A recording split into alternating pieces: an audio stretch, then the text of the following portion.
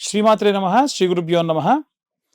మే 15 నుండి 31 వరకు ద్వాదశ రాశుల వారికి కూడా గోచార రీత్యా విద్యార్థులకు, గృహిణులకు, వ్యాపారస్తులకు, రైతులకు, రాజకీయ నాయకులకు, వృద్ధాప్యంలో ఉన్న వారికి విడివిడిగా ఎలా ఉండబోతుంది, ఏ గ్రహ సంచారం వల్ల వీరికి ఇబ్బంది కలుగుతుంది అనేటువంటి విషయాల్ని ఇప్పుడు మనం తెలుసుకుందాం. కర్కాటక రాశి వారికి సంబంధించి మే 15 నుండి 31 వరకు ఎలా ఉండబోతుంది అనేటువంటి విషయాన్ని ఇప్పుడు మనం తెలుసుకుందాం.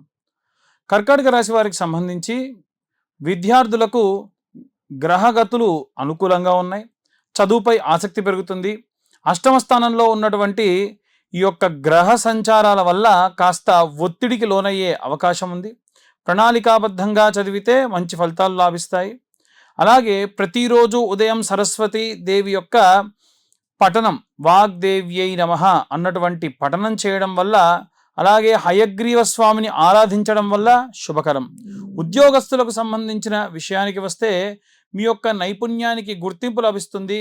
కానీ 10వ ఇంట్లో ఉన్నటువంటి గ్రహ సంచారాల వల్ల, అలాగే బుధగ్రహ సంచారం వల్ల అధికారంలో మాట్లాడేటప్పుడు జాగ్రత్త అవసరం. విదేశీ ప్రయాణాలు చేసేటువంటి వారికి సానుకూల సమయం. అలాగే శనివారం రోజున హనుమాన్ చాలీసా పఠించడం వల్ల వృత్తిపరమైనటువంటి ఆటంకాలు తొలగుతాయి. వైవాహిక జీవితంలో భార్యాభర్తల మధ్య కుటుంబంలో ప్రశాంతత లభించాలి అనంటే లాభస్థానంలో ఉన్నటువంటి శుక్రగ్రహ సంచారం వలన, అలాగే వ్యయస్థానంలో ఉన్నటువంటి శుక్ర గురుగ్రహ సంచారం వలన విలాసం కోసం డబ్బు ఖర్చు పెట్టే అవకాశం ఉంది. చిన్నపాటి మనస్పర్ధలు వచ్చినా వెంటనే సర్దుకుంటారు. అలాగే భాగస్వామి సహకారం వల్ల అన్ని వేళలు కూడా వీరు ఆనందంగా ఉంటారు. శుక్రవారం రోజున లక్ష్మీ అష్టోత్తరం చదవడం వల్ల, లేదా అమ్మవారికి ఎర్రటి పుష్పములతో పూజ చేయడం చాలా చాలా మంచిది. అన్యోన్య దాంపత్యానికి, వివాహం కోసం ఎదురు చూసేటువంటి వారికి సంబంధించి గురుబలం అనేటువంటిది అంత అనుకూలంగా లేనప్పటికీ వీరు గ్రహ సంచారంలో ఎన్నో రకాలైనటువంటి పరిస్థితులు, మార్పులు, గతంలో గురు అనుకూలంగా ఉన్న సమయంలో చేసినటువంటి పనుల వల్ల సంబంధాలు నిశ్చయమయ్యేటువంటి అవకాశం బలంగా ఉంది. అయితే గురువు సంచారంలో మార్పు అనేటువంటిది తర్వాతి నెలలో వస్తున్న కారణం చేత స్నేహితులు, బంధువులు మధ్యవర్తిత్వం చేసేటువంటి అవకాశం ఉంది. మంగళవారం సుబ్రహ్మణ్యేశ్వర స్వామి దర్శనం, లలితా సహస్రనామ పారాయణం అత్యంత శ్రేష్టమైనటువంటి పనులు. ఇక రైతులకు సంబంధించినటువంటి విషయానికి వస్తే గనక వ్యవసాయ రంగానికి సంబంధించి చాలా లాభసాటిగా ఉంటుంది.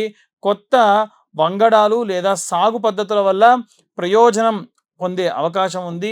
భూమి కొనుగోలు లేదా అమ్మక విషయంలో చాలా జాగ్రత్త వ్యవహరించాలి.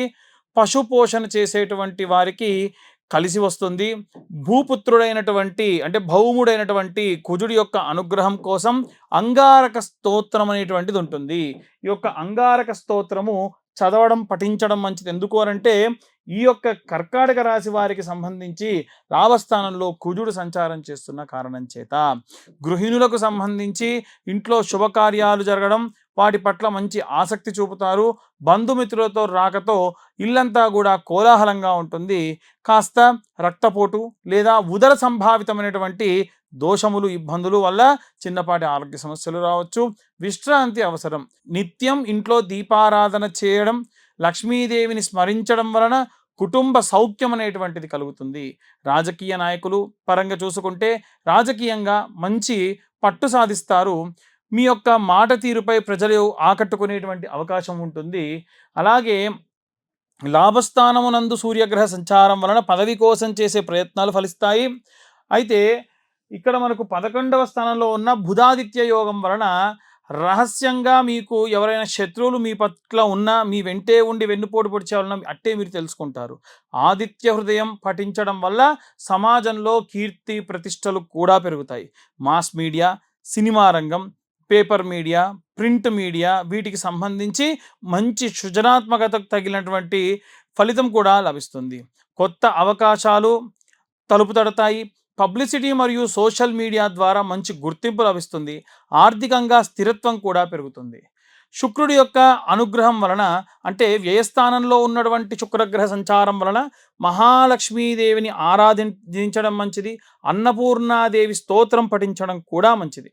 వృద్ధులకు సంబంధించినటువంటి విషయానికి వస్తే ఆధ్యాత్మిక యాత్రలు చేసే అవకాశం ఉంటుంది, మనస్సు ప్రశాంతంగా ఉంటుంది, పిల్లల యొక్క ఎదుగుదల చూసి సంతోషిస్తారు, మీ యొక్క మనవళ్ళు మనవరాళ్ళతో సమయం కూడా కేటాయిస్తారు. అలాగే పురుష సూక్తంతో గనక విష్ణువు యొక్క ఆలయంలో, వెంకటేశ్వర స్వామి దేవాలయంలో కానీ, రామాలయంలో కానీ, వైష్ణవాలయంలో ఎక్కడైనా అభిషేకం చేయించండి. అది కూడా గురువారం నాడు. శివ పంచాక్షరి మంత్రం రోజంతా కూడా పఠించడం విశేషమైనటువంటి శక్తినిస్తుంది. ఇప్పుడు మనకు ఈ గ్రహ సంచారంలో భాగంగా కొన్ని ప్రతికూల పరిస్థితులు వస్తున్నాయి. ఆ ప్రతికూల పరిస్థితులు తొలగాలి అని అంటే ఎలాంటి రెమెడీస్ తీసుకోవాలి, ఎలాంటి మంత్రం చదవాలి అనేటువంటి విషయాన్ని ఇప్పుడు మనం తెలుసుకుందాం. ఇప్పటి వరకు ఈ రాశి వారికి సంబంధించి ఉన్నటువంటి ప్రతికూల పరిస్థితులు, అనుకూల పరిస్థితులు చెప్పుకున్నాం. మరి ఏ రెమెడీస్ చేయాలి, విద్యార్థులు ఏం చేయాలి, గృహిణులు ఏం చేయాలి, ఇలా మనం ఒక్కొక్కల గురించి మాట్లాడదాం. విద్యార్థులు ముఖ్యంగా చేయాల్సిన పని ఏంటంటే రోజు బ్రహ్మీ ముహూర్తంలో లేండి. వీలైతే మీద దక్షిణామూర్తి స్తోత్రం ఒకరోజు, గణపతి స్తోత్రం ఒకరోజు, లేదా వీలైతే హయగ్రీవుడి యొక్క స్తోత్రం ఇలా 11 సార్లు చదవండి. మీరు ఉదయాన్నే గణపతి దగ్గర గరక తెచ్చి పెట్టుకోండి. బుధవారం కానీ లేకుంటే ఇంకే రోజులో అయినా సరే, ప్రతిరోజు చేసినా మంచిదే. గరక తెచ్చి దానికి కట్టలా కట్టి 11 కట్టలు కట్టి లేదా 21 కట్టలు కట్టి ద్వాదశనామ స్తోత్రం లేదా ఏకాదశ నామ స్తోత్రం ఏదైతే ఉంటుందో ఆ నామాలన్నీ కూడా చెబుతూ స్వామివారి పాదాల దగ్గర పెట్టండి, ఫోటో దగ్గర పెట్టండి. సంకష్టి హోమాలు జరిగినప్పుడు అమ్మగారికో నాన్నగారికో తీసుకెళ్ళి హోమంలో లేకుంటే పూర్ణాహుతిలో వేయమనండి, చాలా మంచిది. ఒకటి.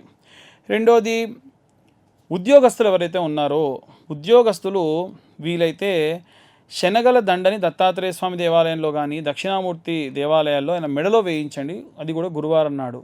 మంచి గురుబలం పెరుగుతుంది. ఉద్యోగస్తులకు కావాల్సింది అదే. వివాహం కోసం ఎదురు చూస్తున్న వాళ్ళు కూడా ఇదే చేయాలి. వీలైతే మీ అమ్మా నాన్నతో చేయించండి. వివాహం కోసం ఎదురు చూస్తున్న వాళ్ళు గురువారం రోజు ఉదయం 7:20 నానబెట్టిన శనగలతో కూర్చున్నటువంటి శనగల దండని. అలాగే గురుగ్రహానికి సంబంధించి జపం కూడా చేయించుకోండి. ఈ యొక్క ఉద్యోగస్తులు అలాగే వివాహం కోసం చూస్తున్న వాళ్ళు, డైవర్స్ అయ్యి మళ్ళీ కలవాలనుకునే వాళ్ళు కూడా ఈ యొక్క రెమెడీ పాటించవచ్చు. అలాగే ఎవరైతే గృహిణులు ఉంటారో వారు నిత్యము కూడా శ్రీమాత్రే నమః అన్న పారాయణం చేయడము, గడపకు పసుపు పెట్టడం, రోజు స్నానం చేయకుండా ముందు స్లేపం చేయకండి. మీరు స్నానం చేసిన తర్వాతకే ఊడవడం కూడా చేయాలి. స్నానం చేయకుండా చీపురు పడితే కూడా జ్యేష్ఠాదేవికి నచ్చదు. ఏదో రకమైన నష్టము, లాస్ అనేది జరుగుతుంది. సింపుల్ పని కదా.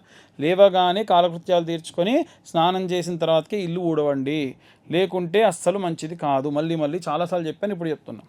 గడప పూజించుకోండి, గడపకు పసుపు పెట్టుకోండి, దేవుడి దగ్గర దీపారాధన చేయండి. భార్యాభర్తల మధ్యలో గొడవ ఉంటే భర్తతోని ఎంత గొడవ ఉన్నా సరే తీసుకొచ్చి సాయంత్రం సమయంలో దీపారాధన చేయండి. ఆవు నెయ్యితో కానీ, విప్ప నూనెతో కానీ, సంపెంగ నూనెతో కానీ ఎర్రటి ఒత్తులుగా చేసి కుంకుమతో చేసినటువంటి ఎర్రటి ఒత్తులతో దీపారాధన చేస్తే మంచిది. అలాగే వ్యాపారస్తులు బుధవారం రోజు ఆవుకు గడ్డి, పచ్చి గడ్డి కనుక నైవేద్యంగా సమర్పించడం, అరటిపళ్ళు పెట్టడం, దాని ఆరోగ్యానికి సంబంధించిన వ్యాక్సిన్ వేయించడం కూడా చేస్తే ఉన్నత వ్యాపారాభివృద్ధి కలుగుతుంది. ఇవే కాకుండా ఇక ఎవరైనా సరే వివాహం కోసం చూస్తున్నటువంటి వాళ్ళు ఉంటే గనక కన్యాపాష్పతం, వరపాష్పతం లాంటి హోమాలు చేయడం జరుగుతుంది. కింద నా నెంబర్ ఉంటుంది, కావాలంటే నెంబర్ కాంటాక్ట్ చేయొచ్చు. ప్రతి నెల 2వ అలాగే ఆఖరి మంగళవారంలో ఈ యొక్క కన్యావర పాష్పత హోమాలు చేస్తున్నాం. వివాహం కాని వారి కోసం ఈ యొక్క రుక్మిణి కళ్యాణం కానివ్వండి, కన్యావర పాశుపతాలు కానివ్వండి చేయించుకుంటే చాలా మంచిది. అవన్నీ కూడా మా ఆధ్వర్యంలో జరుగుతుంటాయి. ఇవే కాకుండా అవుట్ ఆఫ్ కంట్రీ వెళ్ళాలనుకునే వాళ్ళు కానీ, పొలిటీషియన్స్ కానీ ఆదిత్య హృదయం లేదా అరుణ పారాయణం చేయించడం చాలా మంచిది. రాజశ్యామల అమ్మవారికి సంబంధించినటువంటి యాగం చేయడం కూడా మంచిది.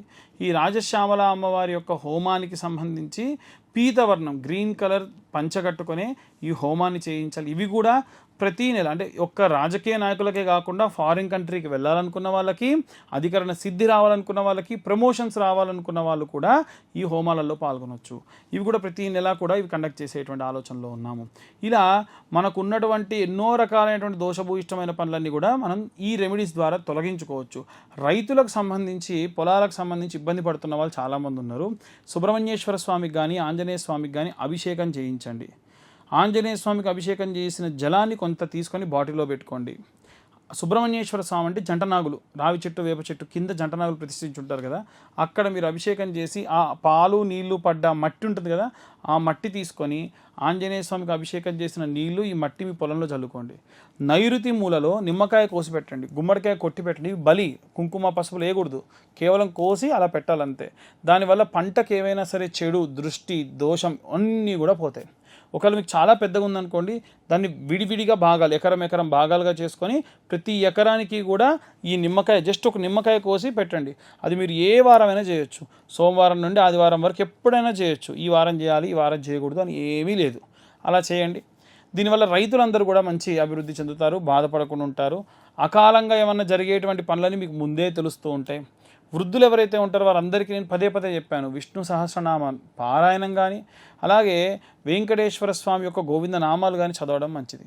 భార్య భర్త ఇద్దరు కూడా కూర్చొని రోజు సాయంత్రం పూట ఏదో ఒక స్తోత్రం కలిసి చదవడం వల్ల విశేషమైనటువంటి లక్ష్మీ కటాక్షం కలుగుతుంది. డబ్బు కోసం ఇబ్బంది పడుతున్న వాళ్ళకు కూడా ఇబ్బందులన్నీ కూడా పోతాయి. ఇక ఇవన్నీ కూడా గోచార రీత్యా చెప్పేటువంటి విషయాలు మాత్రమే.